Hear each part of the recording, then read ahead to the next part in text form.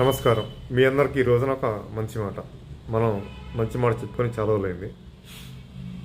ఒక రైతు తన భార్యతోటి పొలానికి వెళ్ళి ఆ పొలంలో ఒక చెట్టు అడ్డంగా ఉంది, దాన్ని కొట్టేద్దాం అంటాడు. సరే, రేపు ఉదయాన్నే జీతగాడిని పంపిద్దాము, ఆ చెట్టు కొట్టేయమని చెప్దామని చెప్తాడు. సరే, ఇంటికి వెళ్ళిపోతారు వీళ్ళిద్దరు. ఆ చెట్టు పైన ఒక గూడు ఉంది. ఆ గూడులో పక్షి పిల్లలు ఉన్నాయి. అవి విన్నాయి వీళ్ళ మాటలు.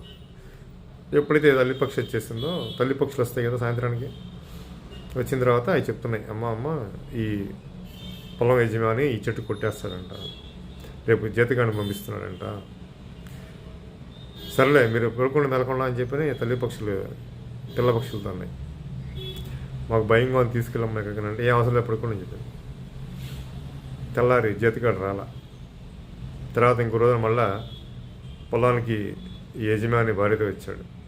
మొన్న జీతగాడికి చెప్పాను, పని వాడు రాలేదు, నేను వేరే వాళ్ళని రేపు పంపిస్తున్నాను, పక్కూరు వాళ్ళని, వాళ్ళు వచ్చి చెట్టు కొట్టేస్తాను అని చెప్పాడు. మళ్ళీ ఈ పిల్ల పక్షులు కంటే అన్నమాట తల్లి పక్షులు చెప్తాయి.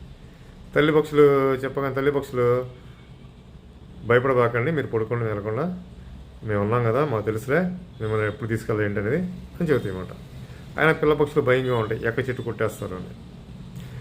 తర్వాత ఇంకో రోజున మళ్ళీ యజమాని భార్యతో కలిసి పొలానికి వస్తాడు. ఆ పక్కలను కూడా రమ్మని చెప్పానే, రాలేదు. మళ్ళీ జీతగాని పంపించిన వాడు రాలేదు. రేపు వచ్చేసేసి మనమే చెట్టు కొట్టేద్దాం ఉంటాడు. అన్న తర్వాత పిల్ల పక్షులు వింటాయి.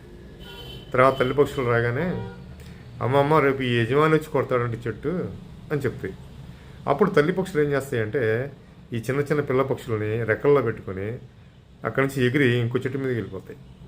అంటే ఇక్కడ నీతి ఏం చెప్తుందంటే, మన పని మనము చేయడానికి సిద్ధపడ్డప్పుడు అది అవుతుంది. మనం ఎవరికో అప్పచెప్తే ఆ పని అవడానికి అవకాశాలు తక్కువ, ఖచ్చితంగా అవుతుంది మనం చెప్పలేం. పక్షులు ఏం చేసినాయి, యజమాని సిద్ధపడ్డాడు కాబట్టి ఖచ్చితంగా వచ్చి చెట్టు కొట్టేస్తాడు కాబట్టి పిల్ల పక్షులు తీసుకెళ్ళిపోయినాయి.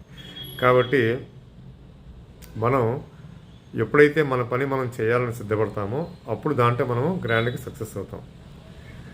వాళ్ళకి వీళ్ళకి పని చెప్పామనుకోండి, అది ఎంతవరకు అవుతుందో మనకు కూడా తెలియదు అనమాట. ఎవరి పని వాళ్ళు చేసుకోవడంలోనే రిజల్ట్ బాగా ఉంటుంది. అందరికీ కూడా ఈ కథ నచ్చుతుంది. శుభం భయాత్తు.